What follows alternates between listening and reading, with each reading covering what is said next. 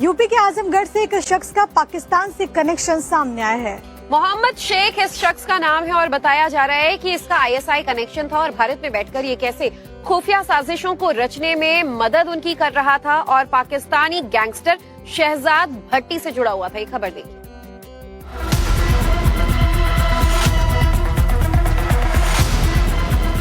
Black T shirt में खड़े इस शख्स का नाम है मोहम्मद शेख। इसे यूपी एटीएस ने आजमगढ़ से गिरफ्तार किया है।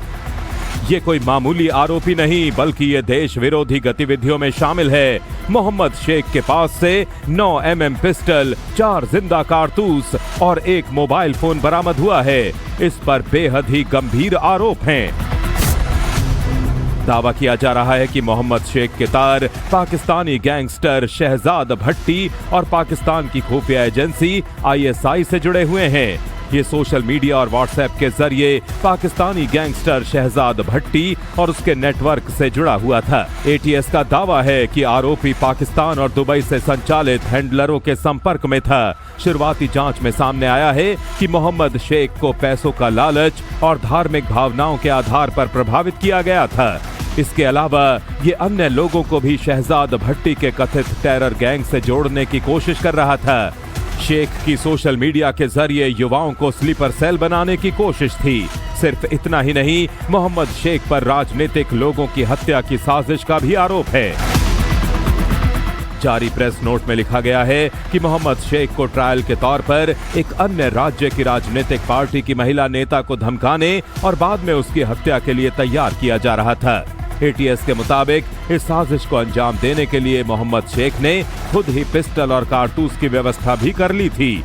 आरोपी मोहम्मद शेख पर यूएपीए, बीएनएस और शस्त्र अधिनियम की धाराओं में मुकदमा दर्ज कर न्यायिक हिरासत में भेज दिया गया है।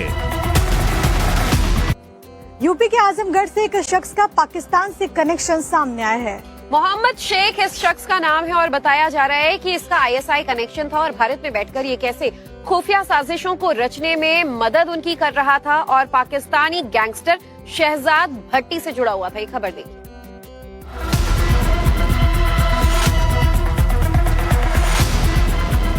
ब्लैक टी शर्ट में खड़े इस शख्स का नाम है मोहम्मद शेख। इसे यूपी एटीएस ने आजमगढ़ से गिरफ्तार किया है। ये कोई मामूली आरोपी नहीं बल्कि ये देश विरोधी गतिविधियों में शामिल है।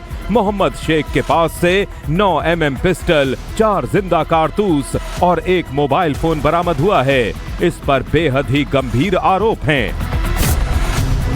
दावा किया जा रहा है कि मोहम्मद शेख के तार पाकिस्तानी गैंगस्टर शहजाद भट्टी और पाकिस्तान की खुफिया एजेंसी आईएसआई से जुड़े हुए हैं। ये सोशल मीडिया और व्हाट्सएप के जरिए पाकिस्तानी गैंगस्टर शहजाद भट्टी और उसके नेटवर्क से जुड़ा हुआ था। एटीएस का दावा है कि आरोपी पाकिस्तान और दुबई से संचालित हैंडलरों के संपर्क में था। शुरुआती जांच में सामने आया है कि मोहम्मद शेख को पैसों का लालच और धार्मिक भावनाओं के आधार पर प्रभावित किया गया था। इसके अलावा ये अन्य लोगों को भी शहजाद भट्टी के कथित टेरर गैंग से जोड़ने की कोशिश कर रहा था। शेख की सोशल मीडिया के जरिए युवाओं को स्लीपर सेल बनाने की कोशिश थी। सिर्फ इतना ही नहीं, मोहम्मद शेख पर राजनीतिक लोगों की हत्या की साजिश का भी आरोप है। जारी प्रेस नोट में लिखा गया है कि मोहम्मद शेख को ट्रायल के तौर पर एक अन्य राज्य की राजनीतिक पार्टी की महिला नेता को धमकाने और बाद में उसकी हत्या के लिए तैयार किया जा रहा था। एटीएस के मुताबिक इस साजिश को अंजाम देने के लिए मोहम्मद शेख ने खुद ही पिस्टल और कारतूस की व्यवस्था भी कर ली थी।